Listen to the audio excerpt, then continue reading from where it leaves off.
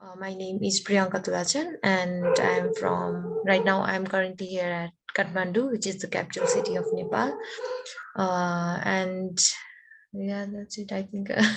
And I'm still learning from everyone, environment, nature, and the people. Yeah. So, Shaina, what about you? As you all know that my name is Shahina Rashid and I'm now at here Gwadar, Balochistan, small city. Uh, so I'm also a student and learner, fresh graduated from MCA. And before we have discussed about us, a short background. So as you all know that we are talking today about our communities and our existence. About it's all about our existence. Okay, I'll also talk about a little background so that other will also understand, right? So, why am I doing this project and why is it important for me and my community people? Like, as I'm working on my grandfather, like he's also a writer of our community, right? Thakali community is also a writer, and he knows more of our community people, and I'm gaining the information from him, right? So yeah, I'll just give a quick as communication has always been hard for me personally, and perhaps it's because I had to leave my village when I was very young, and now here as I get older, I came to realize that I'm distant from my family and my roots in so many ways.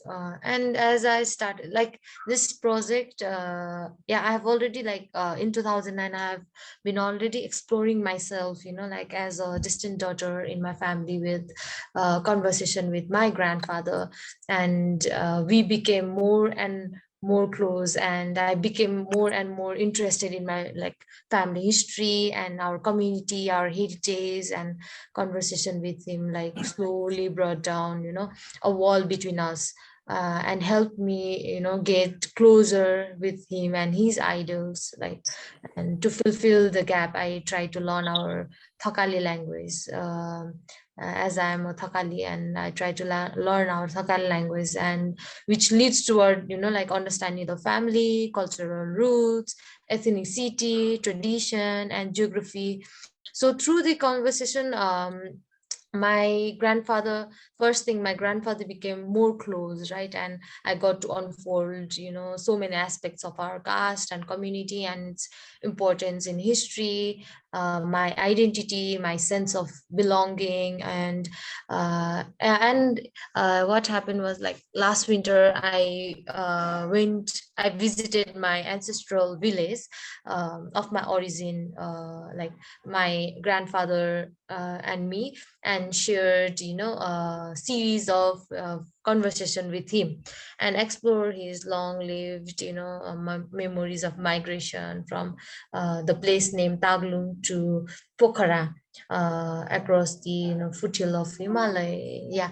And yeah, I've been exploring uh, by then, and going more and more deeper, understanding the things of our community. And at last, when I came back here, I've got like a chunk of official documents which is in the state of decay. And I don't know how, like, the Taglung, the place name, like where we came from, Taglung. So that place, only one old man have the paper, and that paper is about the village, how it formed, and what used to be there. And I've got to know that from, like, in the same village there are like Mughal people also, and they are trying to take the land. They are fighting for the Taglung land, so they are fighting for it, and only that paper official documents is only there, and it is like what to say, uh, it is somehow uh, uh, what is that word? I forgot it. Uh, So yeah, so yeah, that's the thing. Like about that your village. yeah, about the village named Taglu. So Uh, only the paper is making them stay there. Otherwise other community people, they are going to capture. But the paper, and I have like photograph, I have documented the pictures, like the paper of that okay. community. Okay. In my case, that we both have a similar story, also a Mm. different also. Just Yeah. like you said that you were digging about your community. So I was in touch with my community and language with my parents, like, but we are not connected with our big family. We are separated with our family because they are in that country, Bangladesh, and we are in Pakistan. So can't connect with each other because of lots of problems. So these were always in my mind when I got young. So I was feeling that why we are different from the community of the people which are around me or my friends, language, caste, and community is totally different, but we are also different. So why we are here and why we are living here? As I get younger and left my city to went to Quetta, another city. It's also Balochistan, capital of Balochistan, for my studies. So when I leave my this circle, like my home, I was very secure. But when I go out and saw the people of outsiders, that how these people think about us, the biggest question start in my mind from there, that why the other community people thinks about us like this. Like some people which who are very educated, I'm not talking about them, but some people who are very important to us also, but a very casual mentality. So some people think about us that, in especially Hyderabad now, when I speak with them, or if I when I introduced myself with them, they thought uh, uh, that bhangi, bhangi, what is bhangi? Bhangi is Mm. that a profession who clean the toilets or dirty Oh, okay. things, Yeah. profession. So they thought Bhangi is a name of profession. It's not a caste. So when I said that I'm a Bengali, so he thought I'm a Bhangi. When he didn't disclose this thing before, but after when we get closed, he was my class fellow normally. When I was saying and speaking about my community and saying, then he understood that, oh, Bengali is a community, is a caste, is a language. I thought Bengali is a professional because I have lived Hyderabad and I listened about Mm. this thing. I think this, and the other which too much hurt me, that in Gawadar also. I saw in Gawadar and also in Quetta. I don't know about Lahore or Karachi, because Karachi also some people that they have faced that Bengali females are prostitutes. Like the profession of Bengali just have this profession, and mostly people, when I was studying in Quetta, mostly people have tried like this when they knew.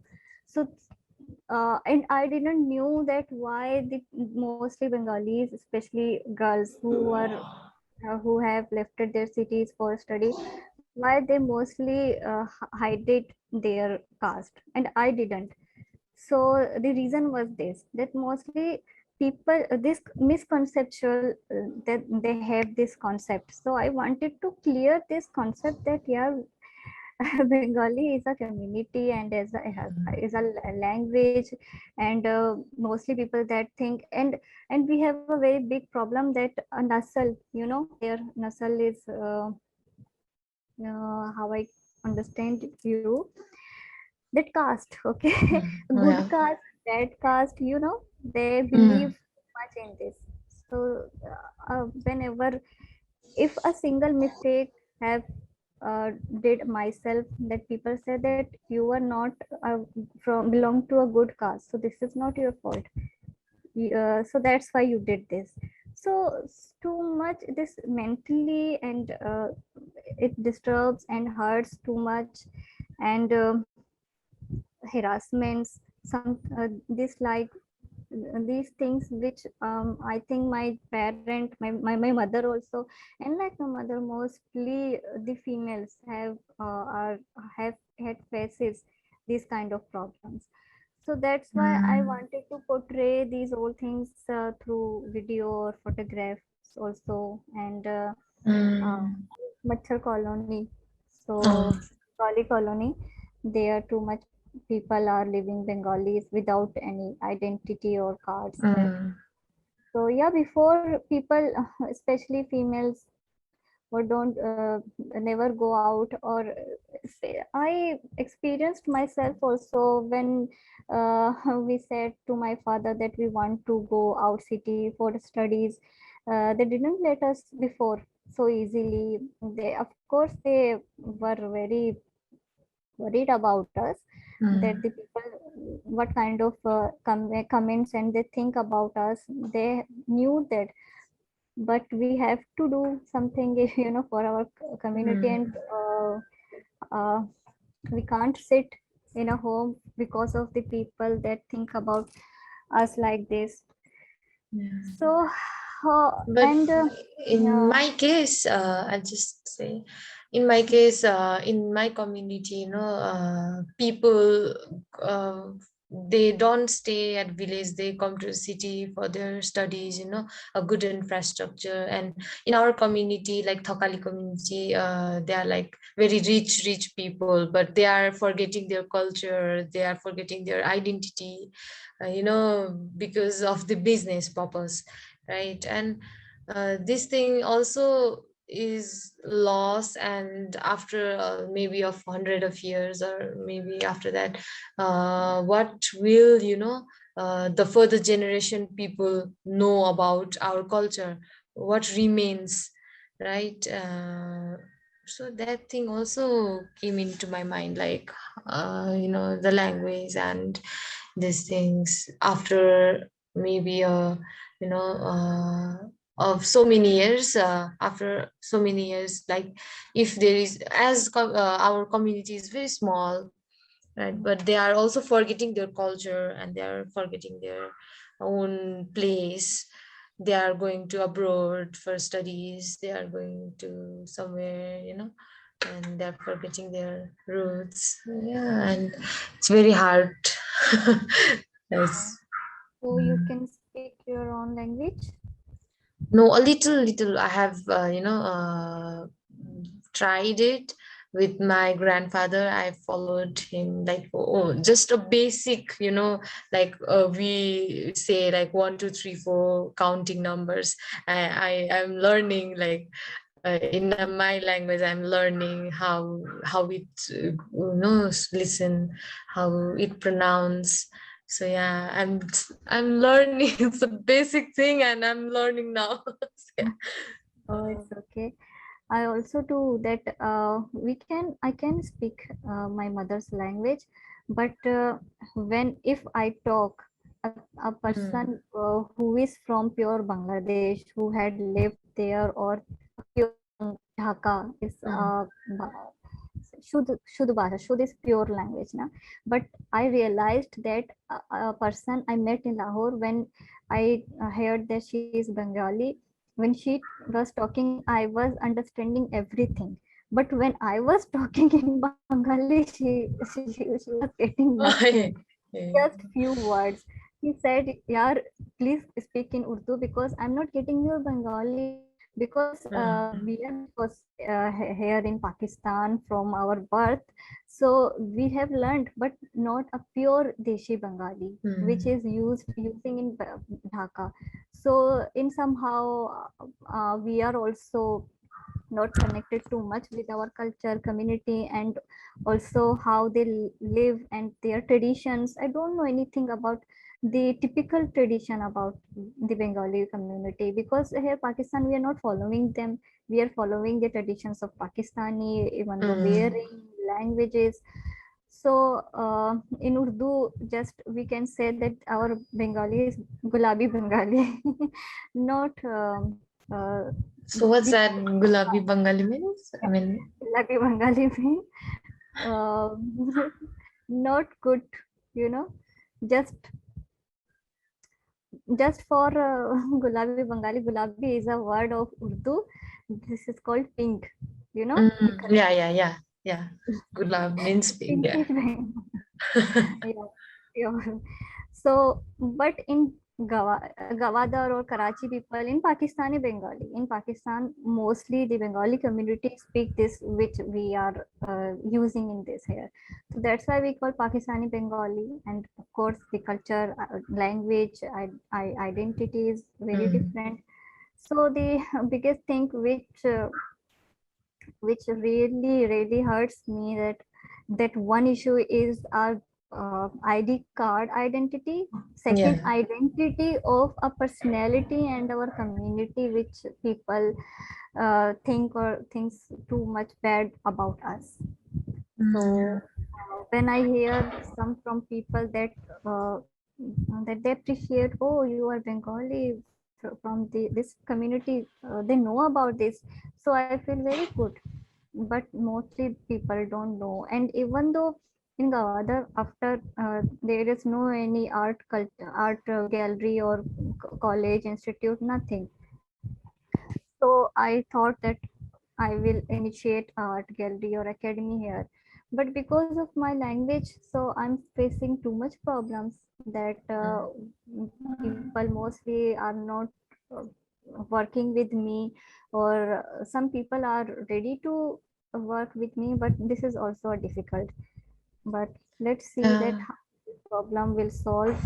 Yeah, And I've heard your story, right? And you were social, talking about yeah, identity card, right? And yeah, so too much sad. Yeah, it's so socially, sad. mentally. Yeah, how will you go to other places? Like you told me about the identity card problem, right? And if you want to go to another place, it will be difficult for you, right? Difficult, Your yes. community, yeah. So I it's have a step brother who is living in Karachi. So yesterday I was talking with him. He was just asking that when you are coming to Karachi. I said I was now here. Now it's your turn. Come here. He's saying this that he has no card, so how he can come here? yeah. So this is in every home a So we problem. have got like kind of same at the same time uh different stories. Like we are working with like mother, you were talking about mother, and I'm doing about my grandfather, and yours is also about the migration, mine's also about migration, somehow Yeah, similar but not somehow exactly, similar. Yeah, but kind of Essence you different. can say. Mm.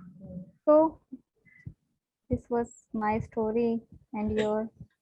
Yeah, like we have already talked with each other, so it's like easy Hmm. for us to understand, what Yeah. it is going and what is our, like community, how they are going, what they are going through. So yeah, I think.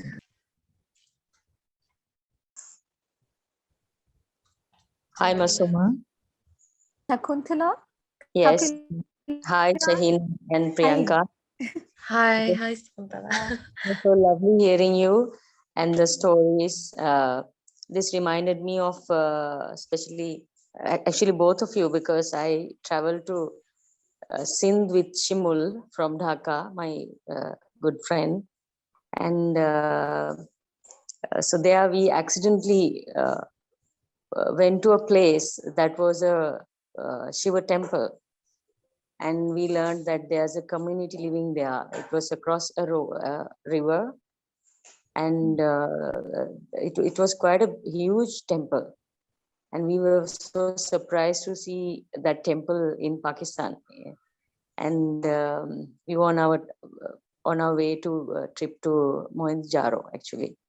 So we discovered this area, and then people told us that there's a community of Bangla community living here.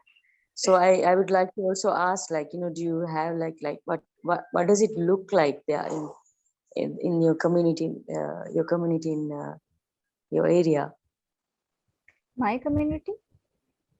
Yeah, like, do you have like you have your temples, or do you like, is it like culturally, how does it look like in your In here Pakistan, or sorry, in Gwadar, mostly the Bengalis are Muslim, from Muslim community, not oh, that's from, yeah. yeah, here in Gwadar. So there is a temple, but this temple is just for the Hindu community, and they are from Hindustan, Hindi speaking. And mostly the Bengali community who are living here are Muslim community, from their just wear and the culture and community is are following Pakistani culture normally. Normally, just by the gesture, they look like that Pakistani. Just difference is feature and the language and the accent of speaking Balochi or Urdu. So they can speak Balochi and Urdu also, and Bengali also, but the accent, by the accent we can just difference is that accent and the features and colors. So just like you said that Karachi and Hyderabad, Bengali mostly living there. So some people are coming from there to this city and are similar with. Hi, it was really, I mean, I couldn't hear properly the first part, but it was really wonderful to listen to both of you. And I was kind of like, I was trying to imagine the, like how the life is in, like to be in Pakistan, and also to have, like have these identities of Bangladeshi and also being born there as a Pakistani. I mean, this is like a bit conflicting, and it's kind of sometimes it's doubtful as well. Like, I mean, I was trying to, because Pakistan, I feel Pakistan, I mean, I really like Urdu language because it's so rich. It has, I mean, in poetical way. But we have so much taboo now to learn only it. I mean, to learn it as language, only to like it. Like so. I mean, I was also imagining these conflicts built in me as a Bangladeshi, as a citizen of this country. Like so. When I also met last time Shahida's mother, auntie, I also realized how she was like holding this language, holding this land, but she has to like live in Pakistan. So I think this border it's sometimes it's what we create rather than what is inflicted, what is there, the state, like make us feel. But it's more personal. It's more body, in a very bodily way of understanding border. So thank you very much, both of you. And Priyanka is from Nepal, right? Yeah. I think. Yeah. Yeah, I've been to Nepal for like 3-4 times. I love it. And when you come here again, please tell me. Yeah, sure. What you both are saying, in because I myself may not have experienced these things, but yes, I have lots of friends from all kind of disciplines and professionals. Their forefathers, their parents, or they themselves, they have moved and migrated from one place to another. how this experience of moving and becoming a minority or living at the periphery of the society, I mean, there are, of course, that makes you unique also in many ways, special in many ways, because that makes you think in a very different way than the rest of the people. That brings a sensitivity of another level in people who are in small number, because how they interact, how they have to, you know, negotiate with their surrounding, and then also somewhere they also have to resist as well.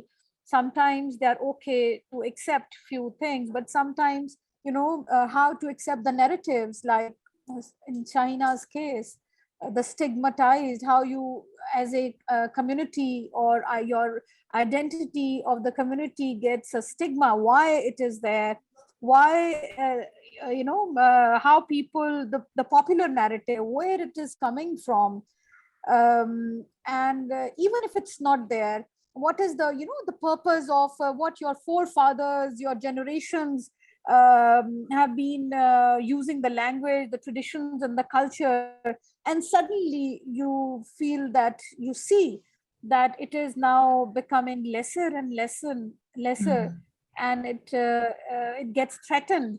So what is that? Tell me, how, where will you place yourself, your Thakali community, and especially Nepal is a tourist country. A lot of tourists come, and I remember that in every country, especially tourist country, wherever tourists come, so the indigenous community is always they, you know, they bring the indigenous craft and artisans and dance and their thalis always as a pride.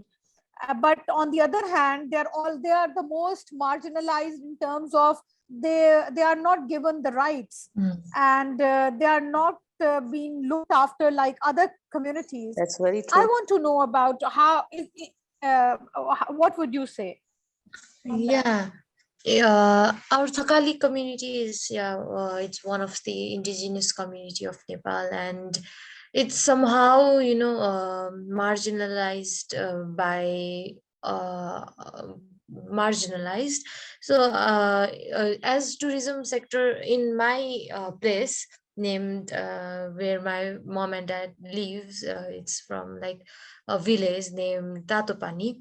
So in Tatopani, it's one of the tourism sector, you know, and it is like before, you know, before the corona, like this happened.